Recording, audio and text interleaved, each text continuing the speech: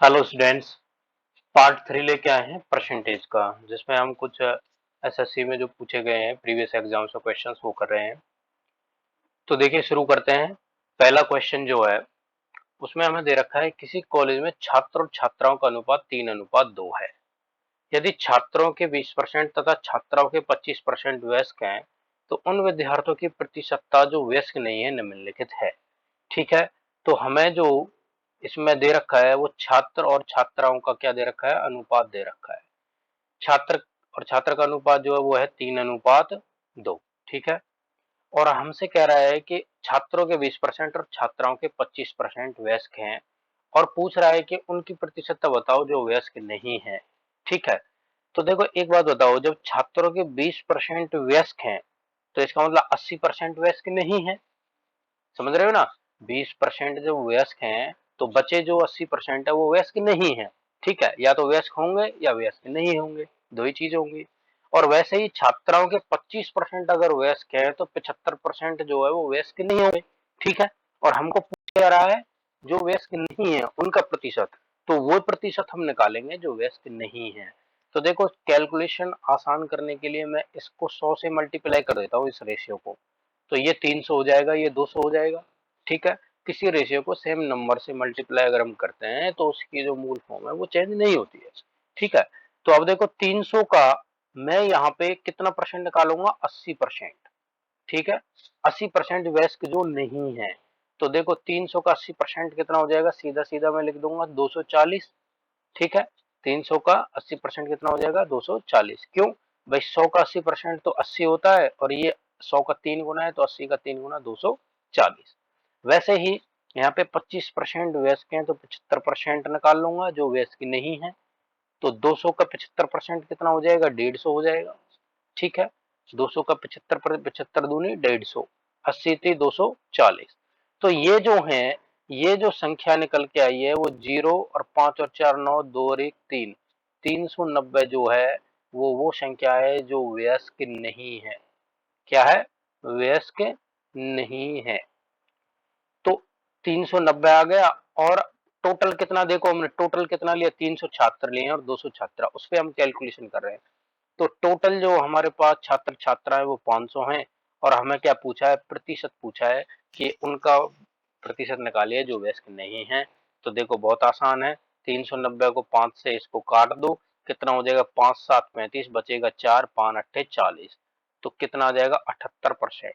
तो आंसर जो है वो तीसरा ऑप्शन हो जाएगा, कितना है, 78%। ठीक है, इसी क्वेश्चन को करने का एक दूसरा तरीका मैं आपको यहाँ पे बताता हूँ।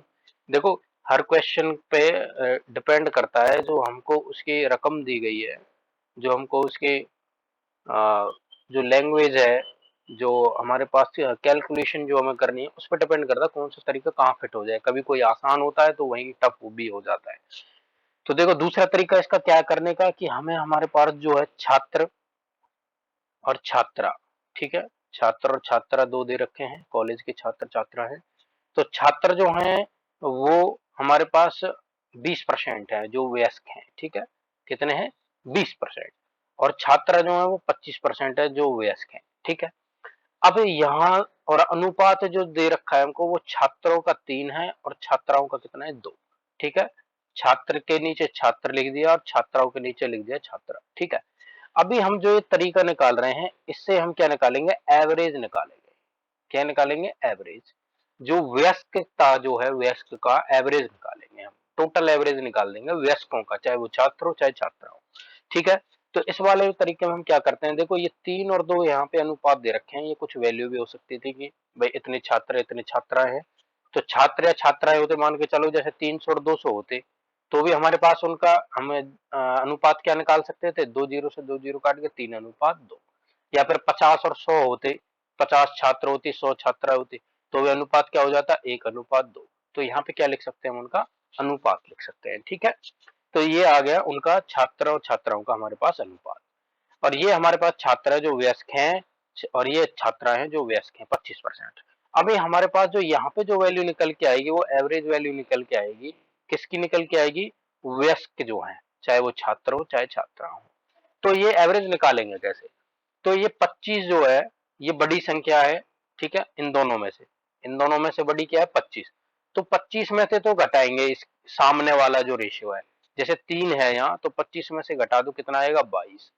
और जो एवरेज यहाँ पे वैल्यू आती है उसमें से छोटे वाले जो रेशियो है उसको घटाते हैं, या फिर कहेंगे हम जो छोटा वाला यहाँ पे जो पार्ट है ये वाला, ठीक है, ये छोटा जो पार्ट है इसको हम एवरेज जो है एवरेज इसमें से इसको घटाएंगे तो ये रेशियो आएगा। तो देखो सही हो गया, 22 सही लिख दिया मैंने। 25 में से 3 गया तो 22 और 22 में से 20 गया तो 2, या 22 में से 2 गया तो 20। ठीक है, तो यहाँ पे हमारे पास जो एवरेज है वो कितना आ गया 22 आ गया। ये किसका एवरेज है, जो वयस्क छात्र छात्राएं हैं, और हमको जो पूछा है वो विद्यार्थी हैं जो वयस्क नहीं है। तो देखो टोटल कितने होते हैं, टोटल कितना परसेंटेज होता है 100%, उसमें से 22% जो है वो वयस्क हैं, छात्र छात्राएं या विद्यार्थी आप बोल सकते हो। तो हमारे पास जो वयस्क नहीं है वो कितने हो जाएंगे 78%। ठीक है, तो ये इजी हो गया यहाँ से, और इसका आंसर क्या है 78%। ओके, आगे है क्वेश्चन नंबर 2। क्वेश्चन नंबर 2 जो है उसमें हमारे पास दे रखा है किसी परीक्षा में 1000 लड़के और 800 लड़कियां थी। लड़कों में 60% और लड़कियों में 50% परीक्षार्थी उत्तीर्ण हुए। जो परीक्षार्थी अनुत्तीर्ण हुए उनका प्रतिशत ज्ञात कीजिए। तो देखो पहले तो मैं अभी जो एक मेथड आपको समझाया है पहले वाले क्वेश्चन में, उसी को मैं यहाँ पे करने हूँ, उसी मेथड से इसको करूंगा इस क्वेश्चन को। तो देखो आपको समझ आएगा। तो देखो एक तो है हमारे पास लड़के, ठीक है, एक तो है हमारे पास लड़के हैं, और क्या है हमारे पास लड़कियां, ठीक है, लड़कियां। अभी हमारे पास जो लड़के हैं 60% और लड़कियां हैं 50%, ठीक है, लड़के 60%, लड़कियां 50%, जो परीक्षा में उत्तीर्ण हुए हैं, ठीक है। और जबकि टोटल हमारे पास लड़के कितने हैं 1000, लड़कों के नीचे लड़के लिखेंगे और लड़कियों के नीचे क्या लिखेंगे हम, लड़कियां लिखेंगे 800, ठीक है। अभी यहाँ पे हमारे पास देखो ये टोटल दे रखा है तो मैं इसका एवरेज निकाल सकता हूँ, 2 जीरो से 2 जीरो कैंसिल हो जाएंगे, और 2 5 10 और 2 4 कितना हो जाएगा 8, ठीक है, 2 5 10 और 2 4 8। अभी यहाँ पे हमारे पास ये निकालनी है एवरेज वैल्यू, क्या निकालनी है, एवरेज वैल्यू, ठीक है। तो यहाँ पे एवरेज वैल्यू में निकालने से पहले आपको एक और चीज समझा देता हूँ, पहले वाले क्वेश्चन पे ले जा करके यहाँ पे एक चीज समझा देता हूँ मैं, कि जो हमारे पास ये एवरेज वैल्यू है कभी कभी फाइंड आउट करना बहुत टफ हो जाता है, जैसे कि दूसरे क्वेश्चन में है, ठीक है। आसान नहीं होता है कि मैं उसको फाइंड आउट, क्योंकि वो डेसिमल में आने वाला है, दशमलव में आएगी वो संख्या। तो उस केस में क्या करें, जो आसान है इसमें तो मैंने डायरेक्ट लिख दिया, ठीक है, 22 आ गया। लेकिन जहां टफ होती है, जैसे दूसरे वाले क्वेश्चन में अभी आप देखोगे, उससे पहले मैं आपकी एक चीज यहाँ समझाने के लिए लेके आया हूँ कि अगर टफ हो रहा है, डेसिमल में आ रहा है, तो इसका एक तरीका होता है, वो ये है कि देखो ये जो परसेंटेज है इसको इससे मल्टीप्लाई करो, ठीक है, लड़की जो छात्र है छात्रों के अनुपात से गुना करो, और प्लस करो छात्राओं का जो है, मतलब जो जिसके नीचे लिखा हुआ है 25 के नीचे 2 है तो 25 गुना 2 करो, और जो अनुपात हमारे पास यहाँ दे रखा है उससे इसको डिवाइड करो, कितना आ जाएगा 20 तिया 60 और 25 दूनी 50 और बटे में 5, और ये कितना आ गया 110, ठीक है, 110 बटे 5 क्या होता है 22, ठीक है, आ गया ना 22। तो ऐसे आप ऐसे कैलकुलेट कर सकते हो। ये आसान था तो डायरेक्ट लिख दिया, लेकिन दूसरे वाले जो पार्ट है उसमें आप देखोगे कि 60 में से तो घटाना है, रेशियो तो 66 आना चाहिए, लेकिन 66 में से जब मैं 55 घटा रहा हूं तो 50, तो इसका सॉरी 60 में से 4 घटाएंगे तो 56 आएगा, 56, लेकिन 56 में से जब मैं 5 घटाऊंगा तो 55 आता है। तो इसका मतलब ये वैल्यू गलत है, गलत वैल्यू है, तो इसका पॉइंट में डेसिमल में आएगा ये। तो अब देखो वो तरीका यूज कर लेंगे जो मैंने अभी आपको बताया, 60 की गुना करेंगे 5 से कितना हो जाएगा 300, और 50 की गुना करेंगे 4 से कितना हो जाएगा 200, और 300 और 200 और 5 और 4 कितना हो जाएगा 900। तो ये हो गया 500 बटे 9, कितना आ गया 500 बटे 9। तो मैं यहां लिख सकता हूं 500 बटे 9, ठीक है, ये कितना हो गया 500 बटे 9। अभी मेरे पास जो ये वैल्यू आई है ये कैसी वैल्यू है, परसेंटेज वैल्यू, 500 बटे 9% हो गया, ठीक है। तो पिछली में भी आपको बताया था, ये जो हमारे पास एवरेज आया है ये उत्तीर्ण छात्र हैं, ये कैसे हैं, उत्तीर्ण लड़के लड़कियां हैं, उत्तीर्ण वाले, और हमें चाहिए अनुत्तीर्ण। अनुत्तीर्ण के लिए हम क्या करेंगे, इसको 100% में से माइनस कर देंगे 500 बटे 9% को, ठीक है, या मैं कहूंगा इसको 100 माइनस 500 बटे 9 करेंगे तो ये कितना हो जाएगा 900 माइनस 500 बटे 9 और ये आ जाएगा 400 बटे 9 और 400 बटे 9 को सॉल्व करूंगा तो कितना आएगा 9 4 36 बचेंगे 4 9 4 36 बचेंगे 4 44.4%। ये कितना आ जाएगा 44.4%। इसको 500 बटे 9 को यहाँ पे सॉल्व करने की जरूरत नहीं है कि आप डेसिमल चेंज करो फिर 100 में घटाओ, वो मतलब ज्यादा काम हो जाएगा। तो आप एक बार में ही यहाँ पे इसको कर सकते हो डायरेक्ट, ठीक है। तो 44.4%। तो ये अब आपको थोड़ा सा हल्का सा पहले वाले से टफ दिख रहा होगा, लेकिन इसी क्वेश्चन को अगर मैं सिंपल वे से करूं तो ये ज्यादा आसान हो जाएगा। कैसे, देखो 1000 लड़के हैं, उनमें से 60% जो लड़के हैं वो उत्तीर्ण हुए हैं, ठीक है। 60% उत्तीर्ण है, ठीक है। और 40% कैसे होंगे फिर अनुत्तीर्ण, अनुत्तीर्ण लड़के हो गए, ठीक है। अनुत्तीर्ण लड़के कितने हो गए 40%, ठीक है। अब 1000 का 40% निकालना तो बहुत आसान है, तो 1000 का 40% तो बहुत आसान है ना, कितना आ जाएगा, कितना आ जाएगा 400। तो इसका मतलब 400 जो है वो अनुत्तीर्ण लड़के हैं।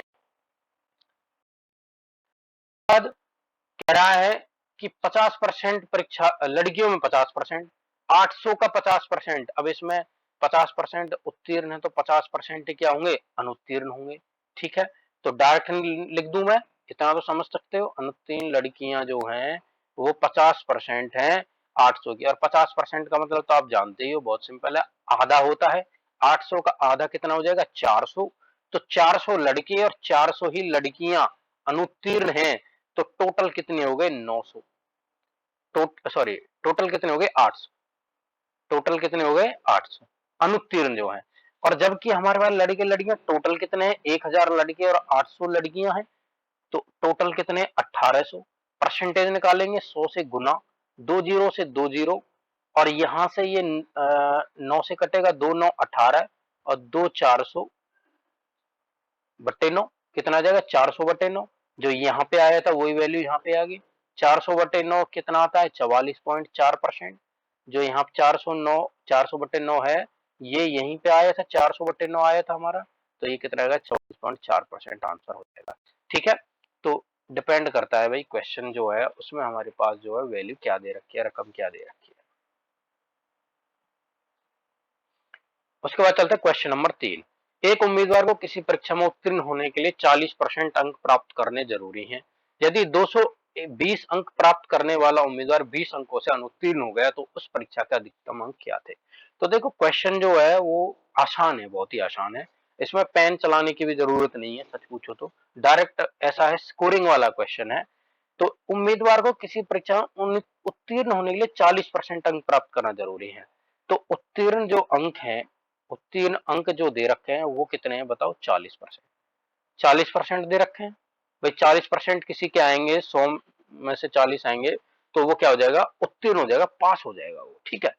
अभी क्या कह रहा है ये, यदि 220 अंक प्राप्त करने वाला उम्मीदवार 20 अंकों से अनुत्तीर्ण हो गया, मतलब क्या है इसका कि उसके 220 अंक आए एक उम्मीदवार के, लेकिन वह 20 अंकों से रह गया पास होने से। इसका मतलब उसके 20 अंक और आ जाते, 20 अंक और आ जाते मतलब 240 अंक और होते उसके, तो वो पास हो गया होता। तो ये तो है प्रतिशत, उत्तीर्ण अंक प्रतिशत है ये 40%। और जबकि जो उत्तीर्ण अंक हैं, उत्तीर्ण अंक जो हैं वो कितने हैं बताओ 220 और 20 कितने हो जाएंगे 240। मतलब 40% की जो वैल्यू है वो कितनी है 240। डायरेक्ट आप यहां से शुरू करेंगे, और 1% की वैल्यू क्या है 40 से 6, एक 6 कितनी है 6 है, ठीक है। कितनी है वैल्यू 6 है, ठीक है। तो इसमें हमारे पास पूछ क्या रहा है कि अधिकतम अंक क्या था। अधिकतम अंक तो यार 100% होते हैं, तो 100% की वैल्यू कितनी हो जाएगी 600। 1% की 6 तो 100% की कितनी हो जाएगी 600 जो है आंसर हो जाएगा, ठीक है। आगे चलते क्वेश्चन नंबर 4 पे।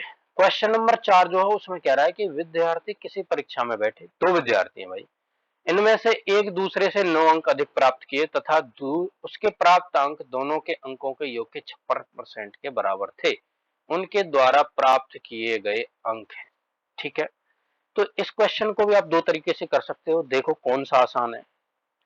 इसको आप एक तो ऑप्शन से कर सकते हो, ठीक है। तो देखो ऑप्शन में कह रहा है कि हमारे पास क्वेश्चन में कह रहा है कि एक ने दूसरे से 9 अंक प्राप्त किए। तो आ जाओ, ऑप्शन में आ जाओ। 33 9 42, 32 9 41, 34 9 43, 30 9 39। तो सभी में ऑप्शन में बराबर है, डिफरेंस 9 का ही दे रखा है, तो नहीं पता चला कुछ भी। कह रहा है कि उसके प्राप्त अंक दोनों के अंकों के योग के 56% के बराबर हैं। तो जो पहला विद्यार्थी है, ठीक है, जिसने 9 अंक अधिक प्राप्त करे, मतलब ये जो वाला पोर्शन है, आगे वाला जो पोर्शन है, ये जो है इनके जोड़ के 56% के बराबर है। तो देखो जोड़ कर लो पहले, ये तो आगे आगे का दे ही रखा है, जोड़ कर लो। ये कितना आ जाएगा 75, 42 और 3 45 3 75। और ये कितना आ जाएगा 32 और 1 33 40 73। और ये कितना आएगा 34 3 37, 37 और 40 87 हो जाएगा। 43 और 4 47 3 77, सॉरी 77 हो जाएगा ये। और ये 39 और 30 कितना हो जाएगा 30 और 30 60 और 9। अब देखो ये 77 है, ये 69 है, ये 73 है, ये 75 है, ठीक है। अब देखो इतनी तो सोच आदमी में होनी चाहिए कि हमारे पास जब मैं परसेंटेज निकालूंगा, मतलब जो 42 है वो 56% होना चाहिए 75 का, 41 73 का, 43 77 का, जो 56% है वही जो है आंसर हो जाएगा। अब आंसर हो जाएगा तो आप एक चीज देखिए कि अगर 69 को मैं नीचे लेके आता हूँ, 69 को मैं नीचे लेके आता हूँ, तो ये सिर्फ 23 और 3 से भाग होता है, ठीक है, 23 और 3 से। और यहाँ पे क्या है 39। तो देखो 3 13 39 और 3 23 69, ठीक है, 13 23। तो बस आगे सॉल्व करने की जरूरत ही नहीं है, क्योंकि ये तो फ्रैक्शन में आएगा, 56 तो आने का चांस नहीं है। ये तो फ्रैक्शन वैल्यू आएगी, भिन्न में आएगा परसेंटेज जो भी आएगा। ऐसे ही 43 और 77, 43 तो किसी से भाग ही नहीं होता है भाई, ठीक है, ये अभाज्य संख्या है। तो बिल्कुल ये ऑप्शन भी गलत है, नहीं आएगा, ठीक है, 56% आने का तो चांस नहीं है। 41 यहाँ दे रखा है, ये भी अभाज्य संख्या है। 73 है, यहाँ भी अभाज्य संख्या है। ये दोनों तो डिवाइड ही नहीं होंगे, तो यहाँ भी भिन्न वैल्यू आएगी। अब एक ही ऑप्शन बचता है 42 33। तो आप डायरेक्ट भी आंसर दे सकते हो, डायरेक्ट आप इसका ये कर सकते हो, लेकिन एक बार 42/75 गुना में 100 करके भी देख लेंगे, ठीक है। 42/75 गुना में 100, तो ये कितना आ जाएगा देखो, 25 से काटूंगा 25 3 75 और 25 4 100 और 3 से काटूंगा 3 14 42, 14 4 56%। कितना आ गया 56%। तो 42 जो 75 का 56% है। आप प्रैक्टिस उतनी करेंगे तो आप डायरेक्ट भी अंदाजा लगा सकते हैं, करने की जरूरत नहीं पड़ेगी। लेकिन आप कर लेते हैं तो कॉन्फिडेंस आता है कि मैं जो क्लिक कर रहा हूँ वो सही आंसर पे कर रहा हूँ, और वो एग्जाम में बहुत जरूरी होता है। कॉन्फिडेंस जैसे जैसे आप क्वेश्चन सही करते जाओगे आपका आंसर आता जाएगा, आप अगले क्वेश्चन पे स्पीड में करोगे, कॉन्फिडेंस के साथ करोगे, और वही बहुत जरूरी होता है, ठीक है। ये तो गया एक मेथड कि आप ऑप्शन से इसको कर सकते हो, ठीक है। अभी देखो दूसरा मेथड। अभी ये जो कह रहा है जो ये 56% है, 56% को मैं 56/100 लिख दूं, 56/100 लिख दूं, ठीक है। ये क्या कह रहा है कि उसके प्राप्तांक दोनों के अंकों के योग के 56% के बराबर है। मतलब बेस क्या है, दोनों के अंक, दोनों के अंकों का योग, दोनों के अंकों का योग, ठीक है। तो वो है हमारे पास बेस, मतलब 100। और जो 56 है वो क्या है, जो पहले वाला है जिसने ज्यादा अंक लिए हैं, पहले वाला जो हमारे पास विद्यार्थी है, ज्यादा अंक वाला जो विद्यार्थी है, उसके जो अंक है वो है 56, ठीक है। अगर अंकों का योग 100 है तो पहला वाला विद्यार्थी 56 लेता है, इस यही तो 56% का मतलब हो गया, ठीक है। अब देखो जब 56 पहले वाला ज्यादा वाला ले रहा है, तो कम वाला जो विद्यार्थी है, दूसरा जो विद्यार्थी है, कम वाला दूसरा वाला जो है विद्यार्थी जो है, उसके जो अंक हैं वो कितने होंगे भाई, टोटल 100 हैं। तो दूसरे के क्या होंगे भाई, दूसरे के क्या हो जाएंगे 44। बताओ गलत है कि सही, कितने हो जाएंगे 44। अब 56 और 44, 56 और 44, इनका जो डिफरेंस है वो कितना है 12 है, जबकि हमें क्या दे रखा है 9, ठीक है। 12 9, और इसको मैं काटूंगा तो ये कितना हो जाएगा 3 4 12 और 3 तिया 9, 3 4 12 3 तिया 9, 4 की वैल्यू 3 और 1 की वैल्यू 3/4। अब मुझे पूछ क्या रहा है कि उनके द्वारा प्राप्त किए गए अंक, ठीक है। तो 3/4 से मैं गुना कर दूंगा 56 को, और 3/4 से मैं गुना कर दूंगा 44 को। 4 से 14 56, 14 तो 42 पहले वाले के अंक, 3/4 गुना में 44, 4 11 40, 44, 11 3 33, 11 3 33 दूसरे के अंक 42 और 33। तो ये हो गया इसका सॉल्यूशन। अभी मैंने इतना लिखा है, आप इसको जब आसानी से कर सकते हो 56/100, इसका मतलब 56 जो पहले विद्यार्थी के अंक, 100 दोनों के, दूसरे के आगे 44, अंतर कितना आया, अंतर आया 12 का, ठीक है। अंतर 12 का, 12 की वैल्यू 9, 12 की वैल्यू 9, तो एक की वैल्यू 9/12, मतलब 3 3 9, 3 चौक 12, एक की वैल्यू 3/4 है, तो 56 और 44 की वैल्यू यहाँ पे निकाल के आप आंसर लिख सकते हो 42 और 33, ठीक है। इसके बाद आ जाते हैं क्वेश्चन नंबर 5 पे। तो देखो क्या दे रखा है, किसी कक्षा में लड़कियों की संख्या लड़कों की संख्या से 20% अधिक है। इस कक्षा में कुल 66 विद्यार्थी हैं। यदि कक्षा में 4 और लड़कियां भर्ती कर ली जाएं तो लड़के और लड़कियों की संख्या का अनुपात क्या होगा, ठीक है। तो देखो इसमें 20% दे रखा है, क्या दे रखा है 20%। तो लड़कों की संख्या से है, लड़कों की संख्या से 20% अधिक है, तो ये जो है ये लड़कों की संख्या हो जाएगी भाई, नीचे वाला जो है बेस, बेस जो है वो लड़कों की संख्या है, तो जो नीचे है वो क्या हो जाएगी, लड़कों की संख्या। और 20% ज्यादा है तो प्लस 20 करेंगे तो 120 के आ जाएगी, 120 आगे लड़कियों की संख्या, ठीक है। 100 और 120 इनका अगर मैं रेशियो निकालूं तो 20 पंजे 100 और 20 6 120, ठीक है। तो लड़का और लड़की का जो रेशियो है वो आ गया 5:6, ठीक है, 5:6 आ गया। और टोटल कितना हो जाएगा 11, और हमको टोटल विद्यार्थी कितने दे रखे हैं 66, तो एक की वैल्यू कितनी आ जाएगी 6, 11 से 6 बार एक की वैल्यू 6, तो 6 से मैं यहाँ पे रेशियो को गुना करूंगा तो लड़के कितने हो जाएंगे बताओ 30, और लड़की को यहाँ पे रेशियो से गुना करूंगा तो लड़की कितनी हो जाएंगी 36, ठीक है। कह रहा है 4 और लड़कियां भर्ती कर ली जाए, तो चारों करूंगा तो 36 जमा 4 कितनी हो जाएगी 40, और टोटल स्टूडेंट जो 66 थे वो कितने हो जाएंगे 70। पूछ रहा है कि अब लड़के और लड़कियों की संख्या का अनुपात क्या होगा। तो देखो हमारे पास 40 क्या है, लड़की है, और लड़के तो 30 ही हैं, तो 30:40, 0 से 0 3:4, ठीक है, 3:4 जो है इसका आंसर हो जाएगा। उसके बाद आ जाते हैं क्वेश्चन पे। क्वेश्चन नंबर जो 6 है उसमें दे रखा है किसी परिवार में चावल मछली तथा खाद्य तेल पर किए जाने वाले व्यय 12:17:3 के अनुपात में है। इन वस्तुओं के मूल 20%, 30% तथा 50% की वृद्धि हो जाती है, तो परिवार के इन वस्तुओं के किए जाने वाले व्यय में कुल कितनी वृद्धि हो जाएगी, ठीक है। तो देखो एक तो ये है अपने पास सिंपल सा क्वेश्चन है भाई, चावल, ठीक है, और मछली और तेल, ठीक है, तीन चीज दे रखी है। अनुपात जो है वो 12, 17 और 3 दे रखा है। तो चावल के मूल्य में 20%, और ये मछली के मूल्य में 30%, और खाद्य तेल के मूल्य में कितनी वृद्धि हो जाती है 50% की वृद्धि हो जाती है। तो कह रहा है कि परिवार के इन वस्तुओं पर किए जाने वाले व्यय में कितनी कुल वृद्धि हो जाएगी। तो देखो इसमें हमारे पास चावल जो है वो 12:17:3 में दे रखे हैं, तो इसको थोड़ा सा इजी करने के लिए मैं यहाँ पे 100 से मल्टीप्लाई कर देता हूँ इस रेशियो को, तो ये इतना हो जाएगा। अभी मैं इसमें 20% की वृद्धि है, इसका मतलब मुझे कितना निकालना पड़ेगा इसका 120%। 120% में इसका निकालूंगा तो कितना हो जाएगा, 2 जीरो कट जाएंगे जब 100 आएगा नीचे, तो 12 से डायरेक्ट मल्टीप्लाई कर दो, 12 12 144, 1440।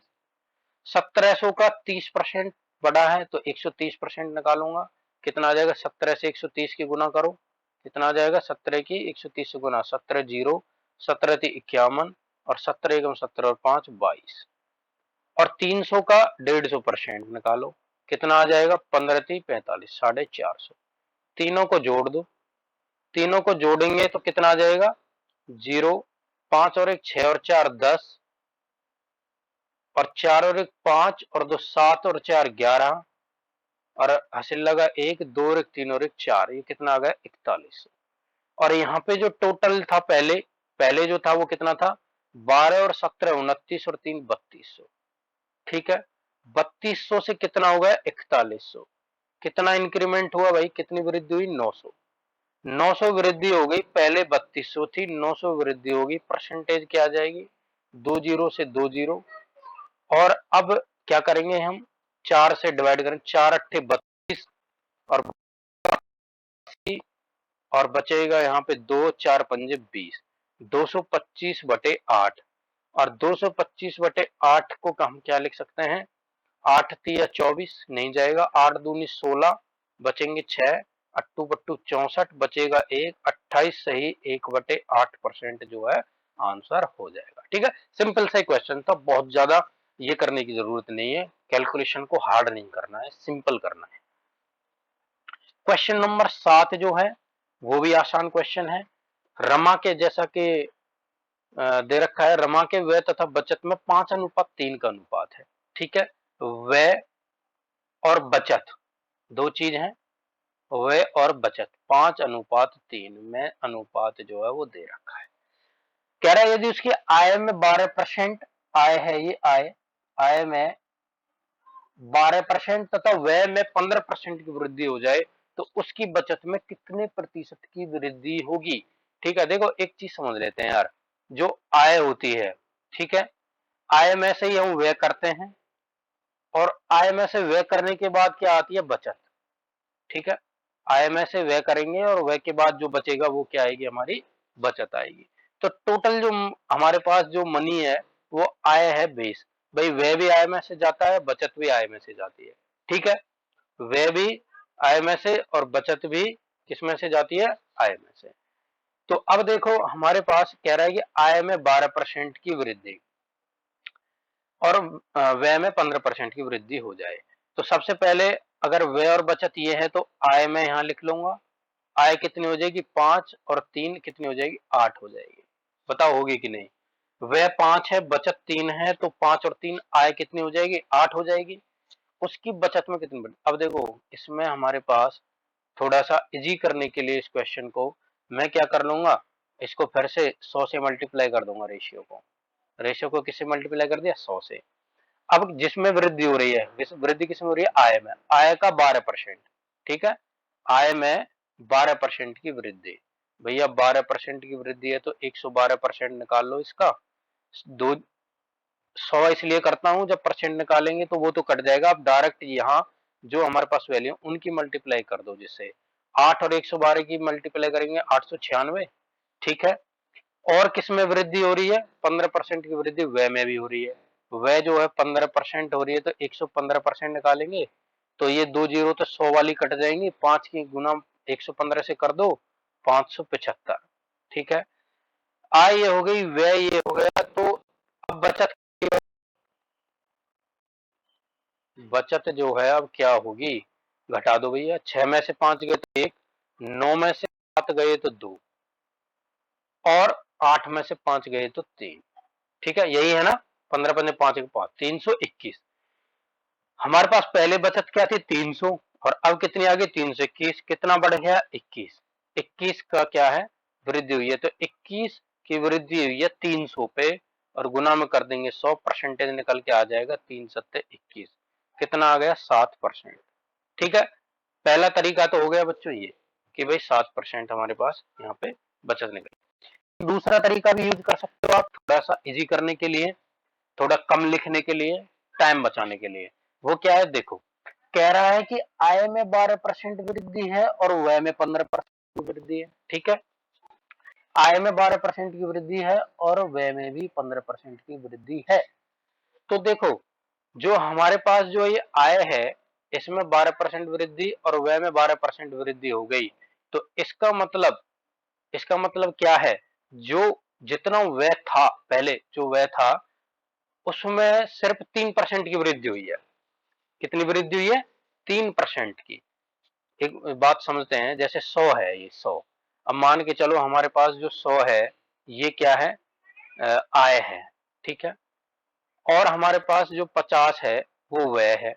ठीक है, तो मैं अगर आय में 12% की वृद्धि कर रहा हूँ, 12% की वृद्धि, अब जो ये व्यय है ये भी तो आय में से ही आता है, ये भी तो व्यय में से ही आता है।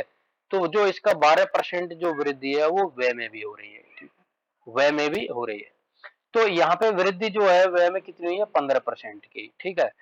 तो हम क्या करेंगे कि यहाँ पे जो वृद्धि है वो 3% मानेंगे। कितनी मानेंगे, 3%, क्योंकि अगर व्यय में ही वृद्धि होती तो बात अलग थी। अब आय भी बढ़ रही है और व्यय भी बढ़ रहा है, तो जो आय में वृद्धि है वो 12% है, व्यय में 15% है। इसका मतलब सर 3% ही फालतू हुआ व्यय में वृद्धि।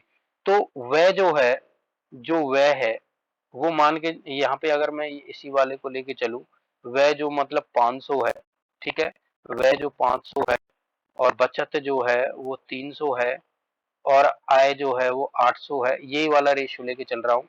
तो यहाँ पे अगर 3% की वृद्धि हो रही है तो 500 का 3% क्या हो जाएगा, 500 का 3% में निकालू तो 15, ठीक है, ये वृद्धि निकाली है मैंने, ठीक है, ये व्यय नहीं निकाला है, व्यय तो 515 आएगा, लेकिन मैंने वृद्धि निकाली है 15, ठीक है, वृद्धि 15।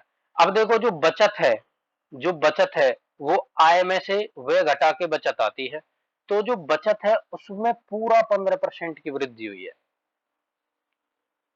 बचत जो है उसमें कितनी होगी, सॉरी 15 नहीं 12%, क्योंकि आय में 12% हुई है ना, तो जो आय है उसमें से ही पूरी की पूरी बचत निकल के आती है, तो बचत में पूरी वृद्धि होगी।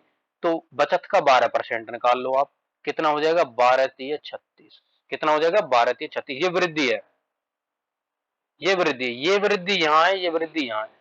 तो एक्चुअल में वृद्धि कितनी होगी, क्योंकि भाई व्यय बढ़ा भी तो है और यहाँ बढ़ी है 36, तो बचत में वृद्धि जो होगी वो कितनी होगी, 21 की होगी। भाई ये भी तो घटाना पड़ेगा, व्यय में जो वृद्धि हुई है, तो 21 की वृद्धि टोटल हुई है और कितने पे हुई है, 300 पे हुई है, और गुना में कर देंगे 100, 2 जीरो से 2 जीरो, 3 7 21, 7%। ये थोड़ा समझने में दिमाग इसमें लगाना पड़ेगा, लेकिन आप समझ सकता है अगर आया तो, ठीक है।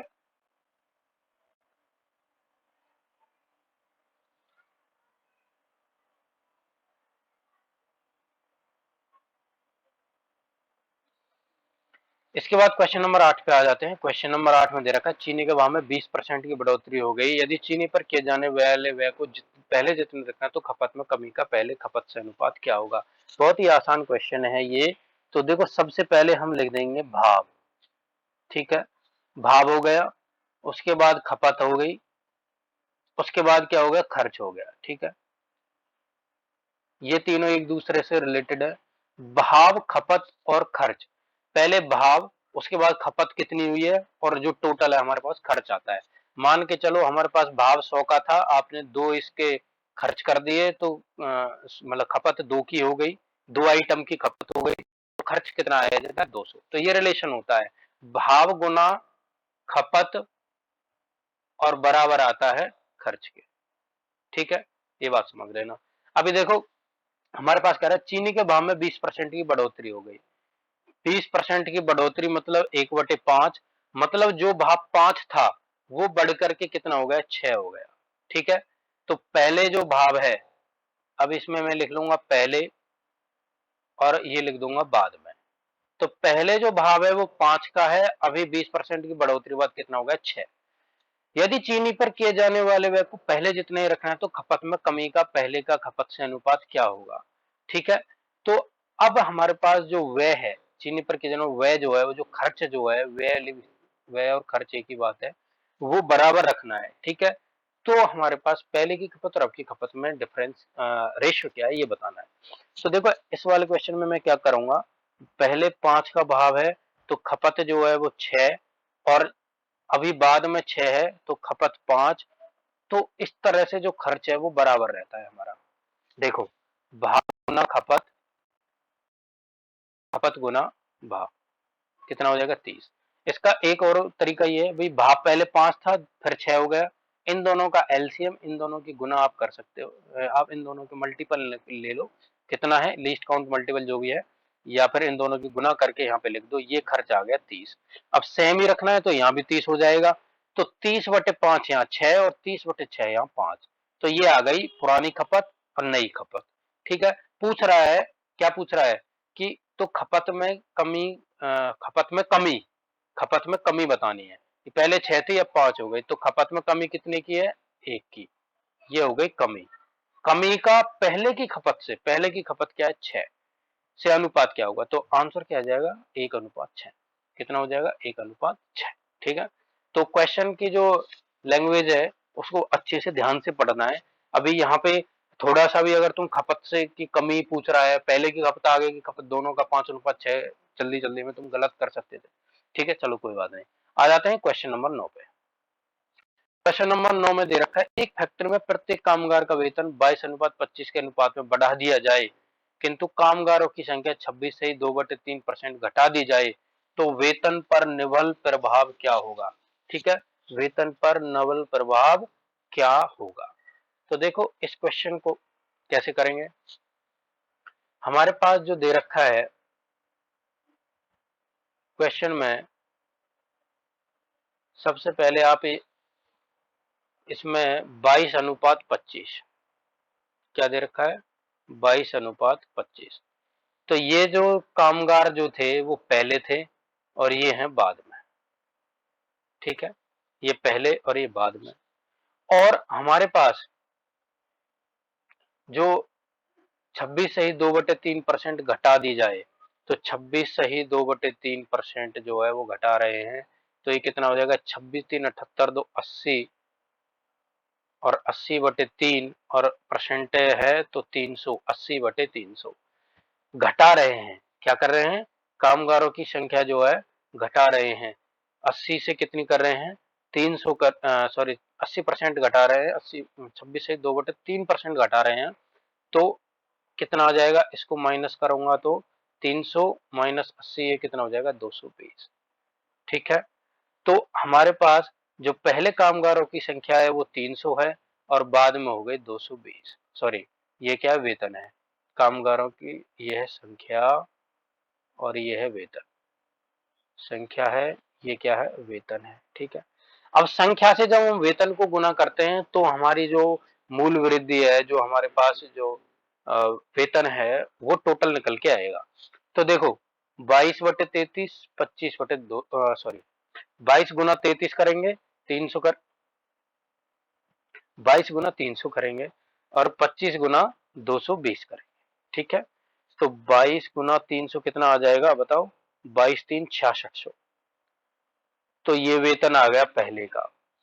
और 25 गुना 220 ये कितना, 25 0 25, 25 दूनी 50 और 25 दूनी 50 5, 5550 बाद का वेतन 25 0 0, 25 दूनी 50 आएगा, ये कितना आ जाएगा 25 दूनी 50।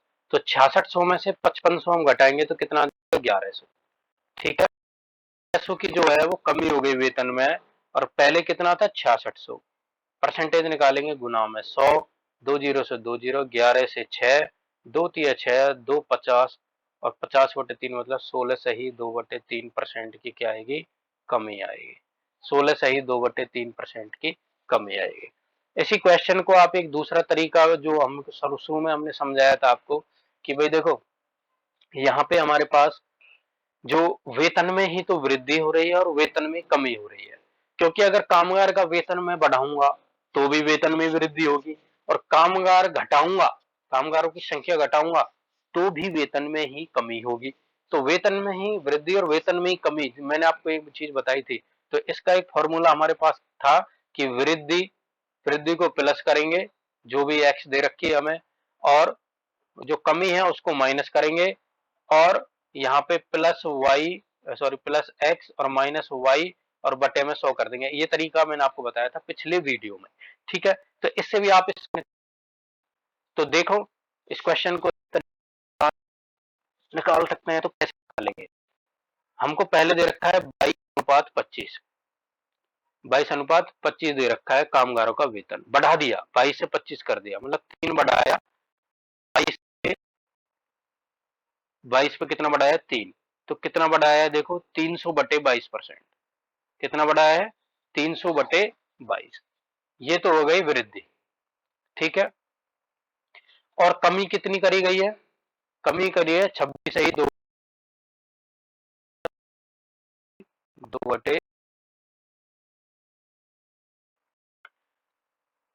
26 सही 3 को आप क्या लिख सकते 26 तो 80/3%। ठीक है, 80/3% है वो की गई है कमी। ठीक है, अब आप इस क्वेश्चन को वृद्धि और कमी इसमें डाल करके इस क्वेश्चन को सॉल्व करेंगे और देखेंगे कि इस तरीके से आसान पड़ता है या इस तरीके से आसान पड़ता है। इस कैलकुलेशन हमें ज्यादा करनी पड़ेगी। ठीक है, आप करके इस क्वेश्चन को देखेंगे कि आंसर हमारा सही आता है कि नहीं आता है और कैलकुलेशन किसकी आसान है, इस वाले तरीके की या इस वाले तरीके की। ठीक है, उसके बाद आ जाते हैं हम लास्ट क्वेश्चन, क्वेश्चन नंबर 10 पे। इसमें हमें दे रखा है कि 3 व्यक्ति ए बी सी जिनके वेतनों का जोड़ 72,000 रुपए है, क्रमशः अपने वेतन का 80, 85 और 75% खर्च कर देते हैं। यदि उन तीनों की बचतों का अनुपात 8:9:20 हो तो ए का वेतन कितना है। ठीक है, ये हमें दे रखा है। तो देखो इस क्वेश्चन को कैसे करेंगे भाई, हमको जो है उसने दे रखा कितना है, ए का लिए दे रखा है 80%। ठीक है, और बी के लिए दे रखा है 85% और सी के लिए दे रखा है 75%। ये क्या है, खर्च कर देते हैं उतना वो, मतलब क्या है, मतलब ये है कि 80 खर्च कर देते हैं 100 का ए वाला, और 85 ये खर्च कर देता है 100 का बी, और ये खर्च कर देता है 75। ठीक है, अब यहाँ पे हमारे पास मैं देखूं तो 100 में से 80 खर्च कर देता है, 100 में से 80 क्या कर रहा है, खर्च। खर्च के बाद जो बचेगा वो क्या आएगी भाई, बचत।